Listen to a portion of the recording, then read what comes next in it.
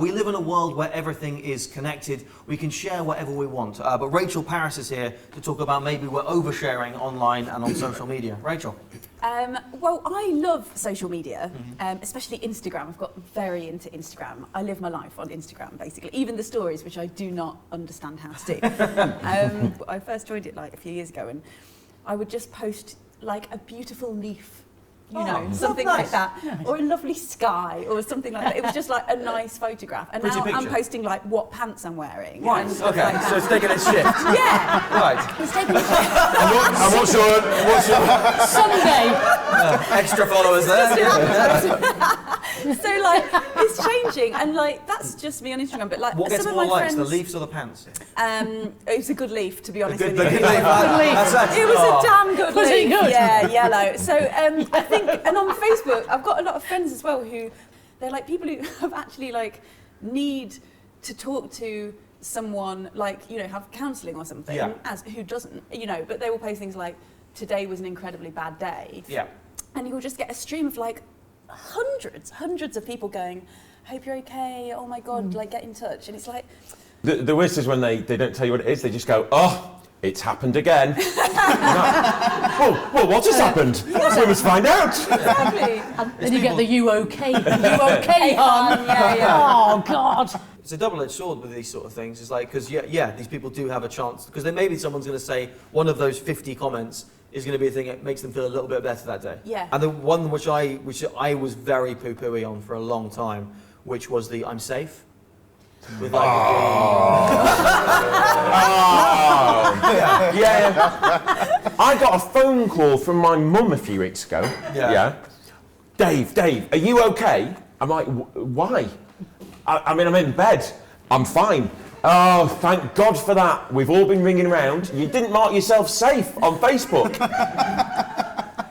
I'm like, well, I mean, I had a big night last night, but, you know, I don't know if we need to go that far. Can I just say, as a counterpoint to that, that the terrorist attack, oh my God, I have to stop making jokes about terrorist attack, but the London Bridge one, which is the Miller Comedy Club, where like I dig really improv comedy club, so I'm there all the time. And I was waiting for the call from my mum and dad to be like, are you okay? And it got to like the next morning, I was like, God, they must be so worried, I really want to get in touch with them. It got to later that afternoon, I was like, they must be they obviously can't get through, my life's too busy. I called them up 3 days later, and I was like, I'm fine, in case I'm okay, guys.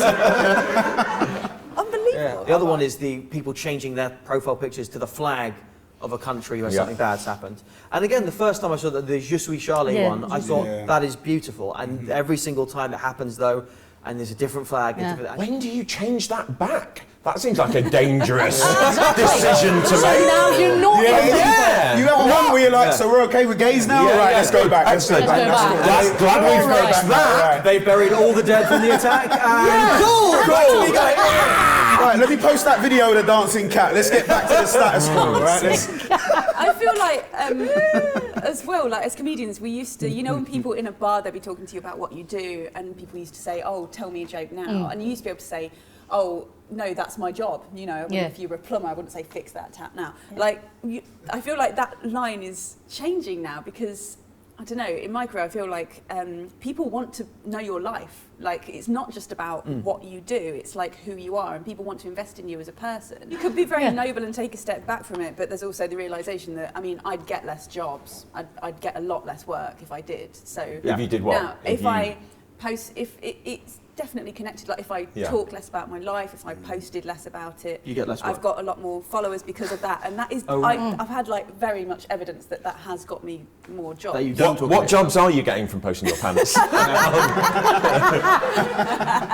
I've got lots of them. That's right, okay. I do think the reason we don't like all of this sort of oversharing on Facebook, and especially when it comes to politics and you know, all these sort of issues that come, is because it's so easy. Yeah, well, there was an interesting one. So recently with Uber, as we say, so Uber, the day that happened, Uber have been banned from London. Yeah. Loads of my friends were, oh, what? They've got rid of Uber? Sign this petition to get them back. And actually, there's no real sort of, it's so simple and easy to go, well, I'm signing that petition now and I'm signing this. There was no real explanation, or there's no real investigation into, well, why am I signing that? There's not. So I would miss Uber if it went, yeah. and I did, Oh, yeah, of course. and I did sign that petition because it was so easy. It was like just Yeah. a click, and it's like, yeah, sure, I'll miss Uber. And then what I was really pissed off about this, they posted that as a share without my permission. They posted that as a share on my Facebook Oh, what, wall, that saying, you- that you join signed it? Rachel in her crusade. Ah.